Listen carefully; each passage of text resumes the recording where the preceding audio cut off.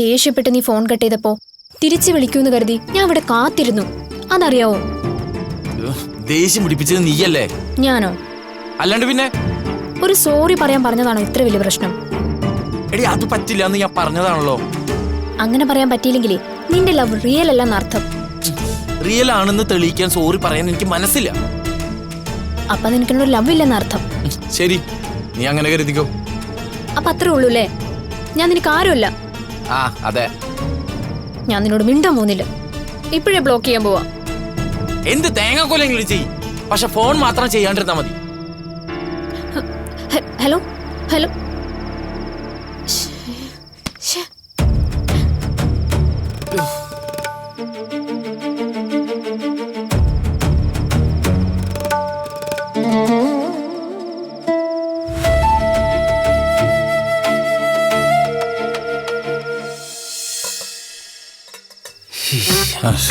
നിധി നോക്കി, എല്ലാം നന്നായിട്ട് തുടച്ച് വൃത്തിയാക്കിയിട്ടുണ്ട്. പോരെ?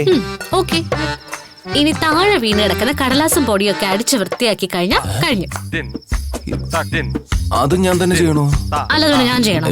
അല്ല നികേഷ്, ഇത്രയൊക്കെ ചെയ്തില്ലേ, ഇനി ഞാൻ ചെയ്തോളാം. ചെല്ല. സുഭാഷ് ചേട്ടാ, സുധീഷ് ചെയ്തോളൂ. അവൻ ചെയ്താലും അവസാനം ഞാൻ തന്നെ ചെയ്യണം. പിന്നെന്താ? അതെ. അപ്പൊ പിന്നെ ഒരാൾ ചെയ്ത പോരെ? താങ്ക് യു സുഭാഷ് ചേട്ടാ. വേണ്ട വേണ്ട, ഞാൻ അടിച്ചു വരുത്തരാം. നിങ്ങൾ പുറത്തോണ്ടേ കളയും. അങ്ങനെ രക്ഷപ്പെടണ്ട. എന്തോ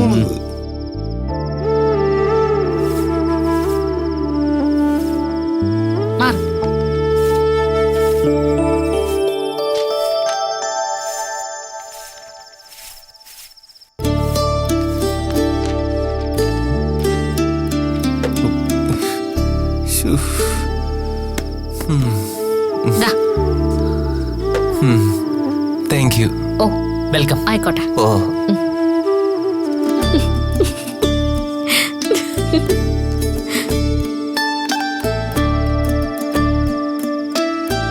കഴിഞ്ഞോ? ഇനി എന്തെങ്കിലും പണിയുണ്ടോ? ഇല്ല, വാ. എന്താണ് ഹരിച്ചേട്ടാ, നീതുമായിട്ട് പിന്നെ അടിയായ? ആ മനുഷ്യരെ തല പൊട്ടിത്തെറിക്കുന്ന പോലെയായി. നിങ്ങളുടെ പ്രേമം എന്ന് പറഞ്ഞാൽ പിന്നെ അടിയും ചീത്തയും ബഹളമൊക്കെ തന്നെയാണല്ലോ അല്ലേ? അല്ല, ഇന്ന് വാങ്ങിയ സാധനങ്ങൾക്കെല്ലാം നല്ലോണം പൈസ ആയിക്കാണല്ലോ സുധീഷ്. എന്തായാലും സുധീഷേട്ടൻ കാശ് മുടക്കിയെന്ന ഒരു അത്ഭുത. എന്താ ഹരിച്ചേട്ടാ? മുടക്കേനെ, പക്ഷെ നിധി സമ്മതിച്ചില്ലാന്നേ. നിധിയാണ് മുഴുവൻ കാശും കൊടുത്തത്. നിധിയോ? ആ, എന്തിനാ മോളെ നീ ഇത്രയും കാശ് മുടക്കി ഇതൊക്കെ വാങ്ങിച്ചത്? ഇതിലിപ്പോ എന്താ എത്ര വലിയ കാര്യം സുഭാഷ് ചേട്ടാ? നമ്മുടെ വീട്ടിലേക്ക് എനിക്ക് സാധനങ്ങൾ വാങ്ങിച്ചൂടെ എന്നൊരു ചോദ്യം. പിന്നെ ഞാൻ എന്തു പറയാനാ? ഞാനൊന്ന് ഫ്രഷ് ആയിട്ട് വരാം. ആ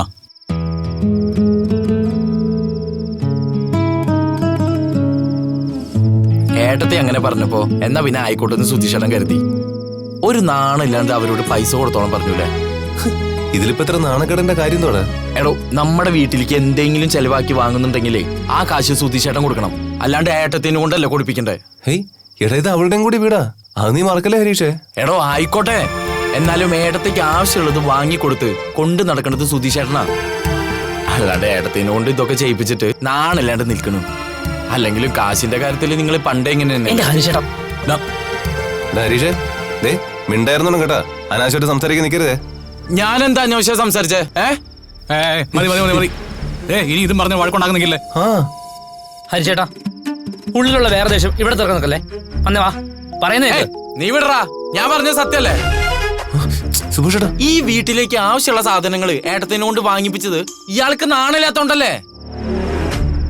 ആരെങ്കിലും ചോദിച്ചില്ലെങ്കിലേ ഇത് ഇങ്ങനെ തന്നെ ആവർത്തിക്കും. എടാ, ഈ വീട്ടിലേക്ക് സാധനം വാങ്ങിച്ചാൽ അവർക്ക് സന്തോഷമായിരുന്നു. അതുകൊണ്ടാണ് ഞാൻ വാങ്ങിക്കണ്ടെന്ന് വിചാരിച്ചത്. എടോ, ഏട്ടത്തി മാത്രല്ല, ആര് ഈ വീട്ടിൽ ചെലവ് ചെയ്താലും നിങ്ങൾക്ക് സന്തോഷമാണല്ലോ. സുഭാഷേട്ടാ, ഇതിനോട് പറ. സ്വന്തം കയ്യിൽ നിന്ന് കാശ് പോയില്ലല്ലോ. ആര് ചെലവാക്കിയാലും നിങ്ങൾക്ക് എന്താ? എടത്തെ നോക്കിയ ഇങ്ങനെ നാണം കെട്ട് ജീവിക്കുന്നുണ്ടല്ലോ. ദിവസം പറയുന്നോ?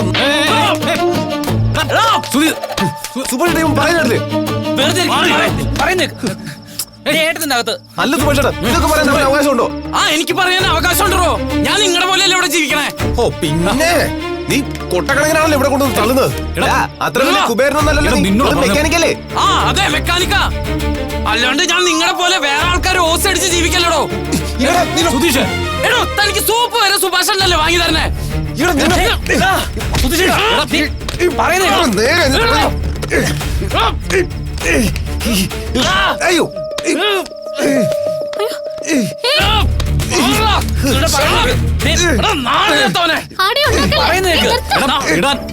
എന്തേ കാണിക്കണേ? ഹരീഷ് സുധീഷ് എന്തെങ്കിലും കാണിക്കട്ടെ.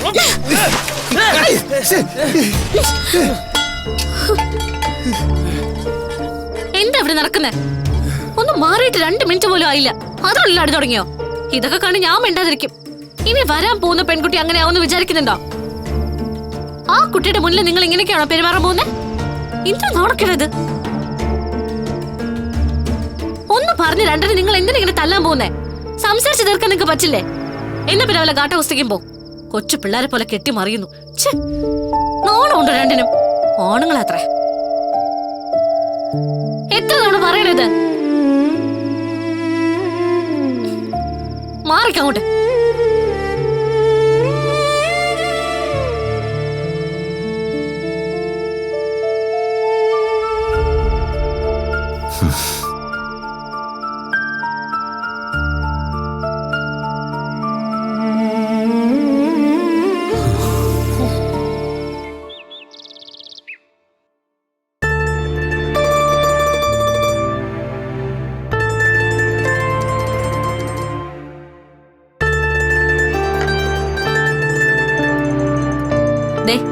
ഇന്നത്തെ കഴിഞ്ഞ സുഭാഷ് ചേട്ടന്റെ നിശ്ചയം.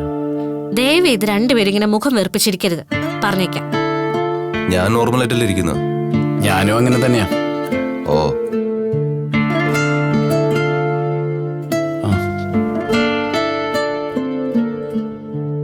നാളെ നിശ്ചയം നടക്കേണ്ട ആളാ.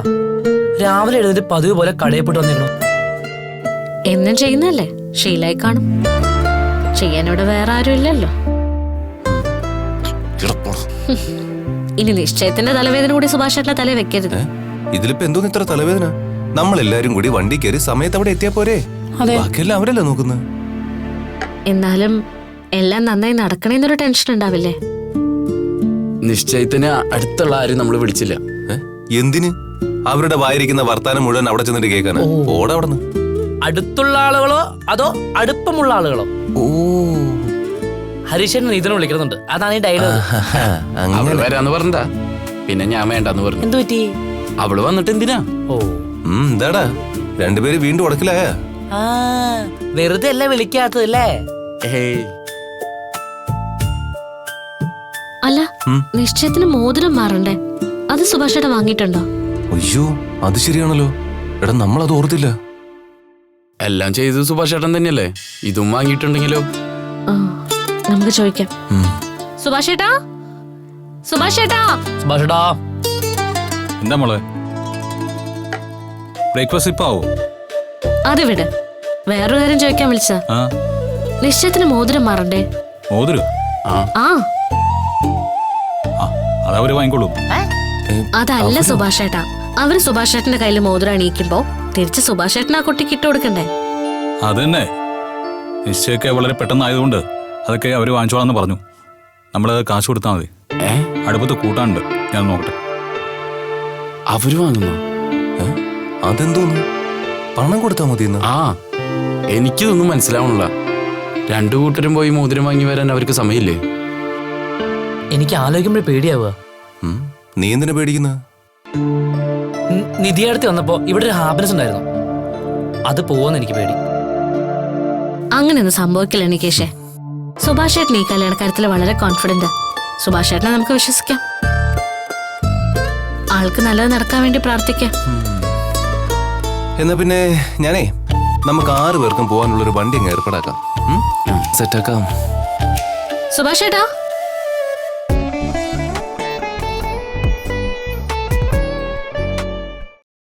എന്നാ പിന്നെ ഞാനേ നമുക്ക് 6 പേർക്കും പോകാനുള്ളൊരു വണ്ടി അങ്ങ് ഏർപ്പാടാക്കാം. സെറ്റാക്കാം.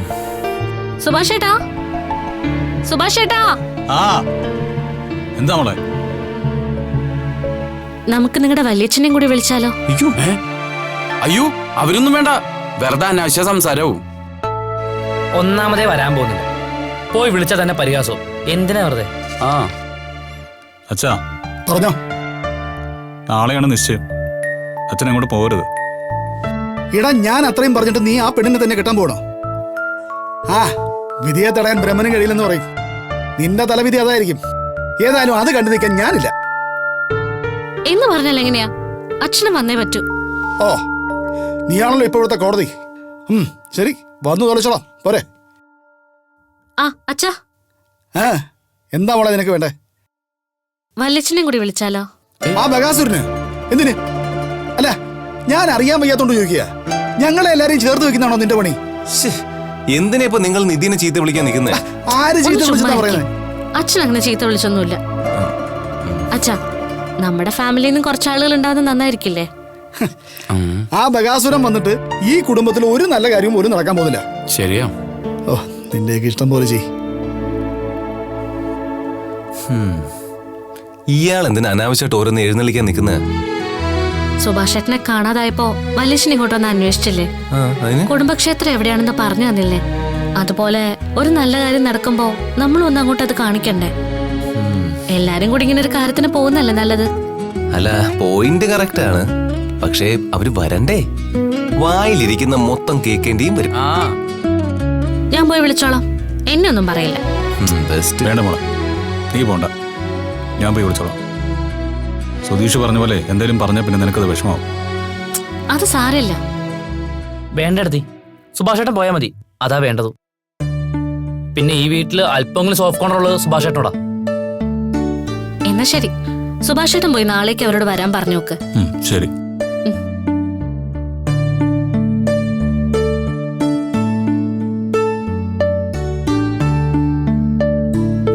അതെ, ഞാൻ സുധീഷിനോട് കാര്യം പറഞ്ഞായിരുന്നല്ലോ.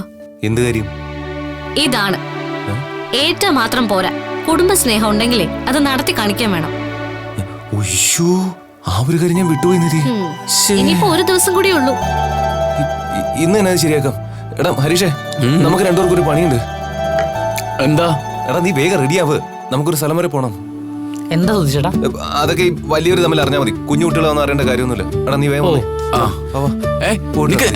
വാ. എങ്ങോട്ടാ? എന്തെടുത്തി? ആ, ഏട്ടന്മാര് നടത്തി വരട്ടെ, അപ്പ അറിയാലോ. ഓ, അതെന്ത് കാര്യം? അവരുടെ പോയിട്ട് എന്ത് കാര്യം? ഉയ്യോ, കാര്യമൊന്നും കാണത്തില്ല.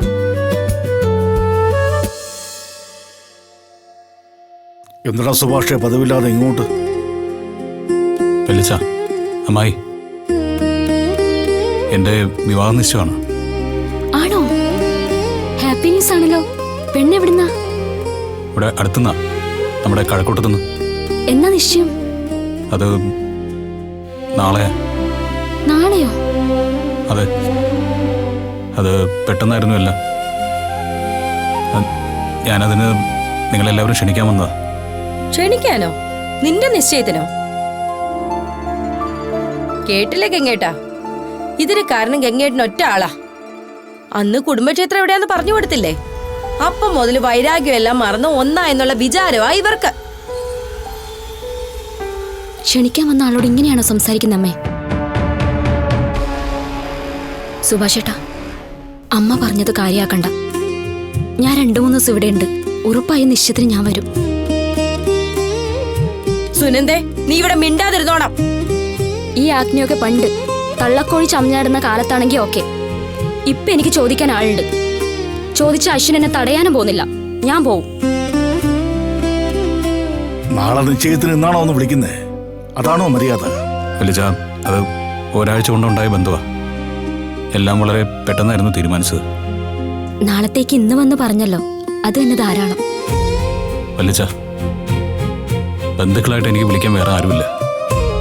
ഞങ്ങളോടുള്ള ദേഷ്യവും കേസും എല്ലാം അതുപോലെ തന്നെ തുടർന്നോട്ടെ. പക്ഷെ കാരണന്മാരുടെ സ്ഥാനത്ത് നിന്ന് അനുഗ്രഹിക്കാൻ വല്യച്ഛനും അമ്മായിയും വരണം.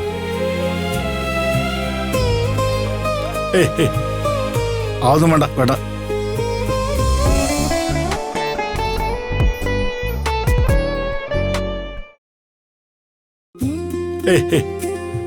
അതൊന്നും വേണ്ട, വേണ്ട. നാളെ പോകുമ്പോൾ വല്യച്ഛനും അമ്മയും എന്തായാലും വരണം. അതെൻ്റെ ആഗ്രഹം.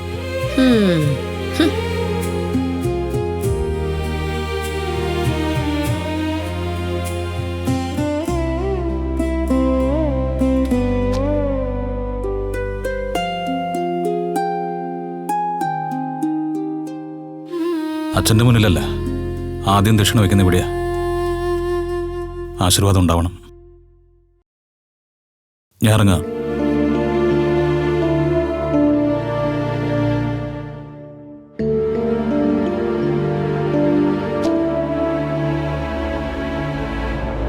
ഇനിയും പോവാതിരുന്ന ദൈവം പോലും നിങ്ങളോട് പൊറുക്കില്ല. ഇത്രയ്ക്ക് മര്യാദയ്ക്ക് ആരും നിങ്ങൾ ഇന്നേ വരെ ക്ഷണിച്ചിട്ടുണ്ടാവില്ല. ഇനി വിളിക്കാനും പോകുന്നില്ല. എന്തായാലും ഞാൻ പോവും, ഉറപ്പാ.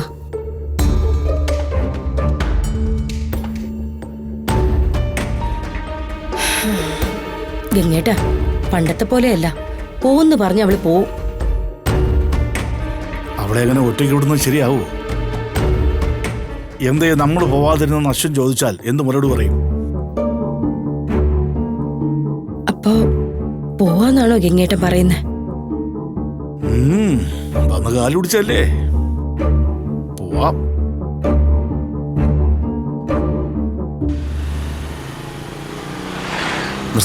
നിർത്തും. ഇതെന്നാടാ? നോക്കാം.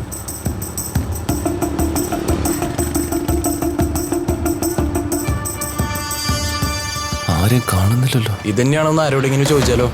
ആരോട് ചോദിക്കൂടാ? ദേ അവിടെ ആരെങ്കിലും ഉണ്ടോ? അവിടെ ആരും കാണുന്നില്ലടാ. ഇതിപ്പോ വേറെ ആരോട് ചോദിക്കാനാ?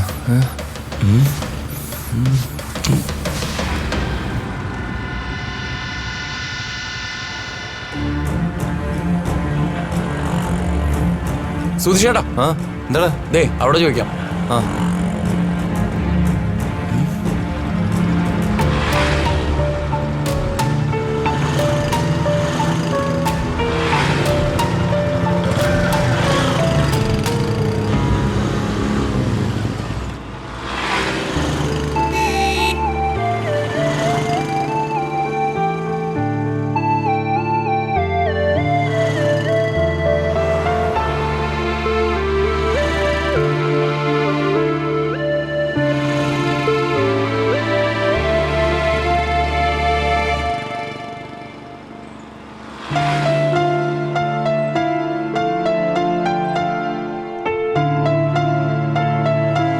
നീ വണ്ടി എടുക്കും പോ.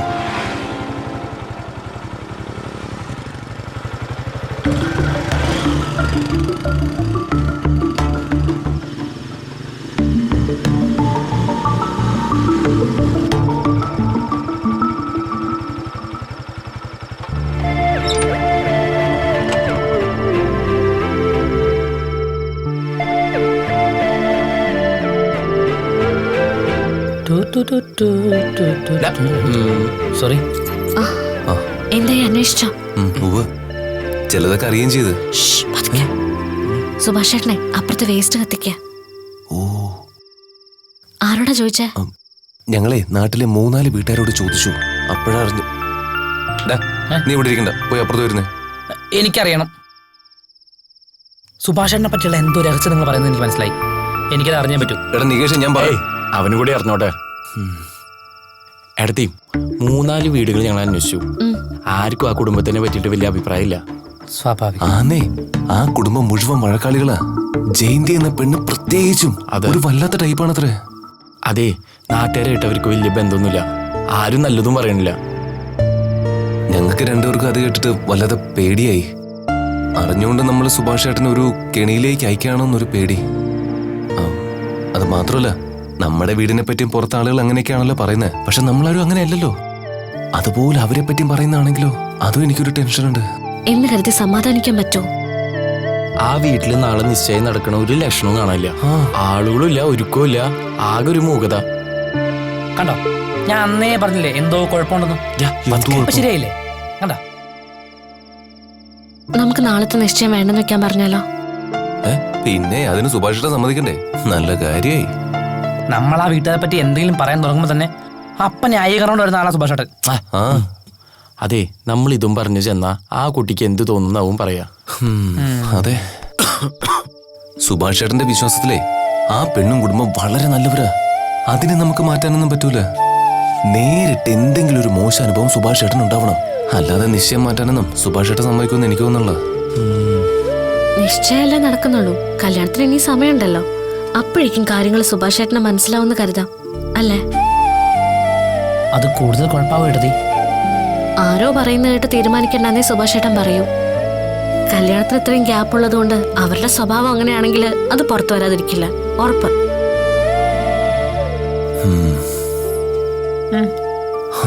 നോക്കാം. പാട്ടും പാരുന്ന കെട്ടും ഞാൻ പണ്ടേ മറന്നേ, കൊട്ടും കോരവയും ഞാൻ പണ്ടേ കളഞ്ഞേ, എന്നിട്ടും പാടാതിരിക്കാൻ വയ്യടി ദേവിയേ, എന്നിട്ടും കൊട്ടാതിരിക്കാൻ വയ്യടി ദേവിയേ.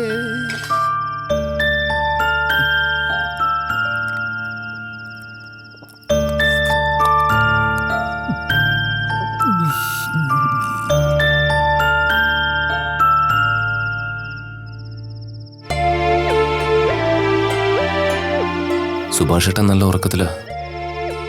പാവം, ഉണ്ടാവാൻ പോണത് ഒരു നല്ല ബന്ധാണെന്നുള്ള വിശ്വാസത്തിലാവും. തൽക്കാലം അതങ്ങനെ ഇരിക്കട്ടെ. പെട്ടെന്ന് അത് അങ്ങനെയെല്ലാം തോന്നിക്കഴിഞ്ഞാലേ സുഭാഷ് ചേട്ടന് സഹിക്കാൻ പറ്റിയെന്ന് വരില്ല. പതിയെ നമുക്ക് ബോധ്യപ്പെടുത്താം. ഇനിയുള്ള കാലം നമ്മൾ പാടാതിരുന്നാൽ നാടിൻ്റെ നട്ടല്ലു പൊട്ടി നമ്മൾ ചാവും. ചാവാതിരിക്കാനെങ്കിലും പാടടി ദേവിയേ, ചാവാതിരിക്കാനെങ്കിലും പാടടി ദേവിയേ. പാട്ടും പാരുന്ന കെട്ട് ഞാൻ പണ്ട് മറന്നേ, കൊട്ടും കോരവയും ഞാൻ പണ്ടേ കളഞ്ഞേ, എന്നിട്ടും പാടാതിരിക്കാൻ വയ്യടി ദേവിയേ, എന്നിട്ടും കൊട്ടാതിരിക്കാൻ വയ്യടി ദേവിയേ, എന്നിട്ടും കൊട്ടാതിരിക്കാൻ വയ്യടി ദേവിയേ, എന്നിട്ടും കൊട്ടാതിരിക്കാൻ വയ്യടി ദേവിയേ.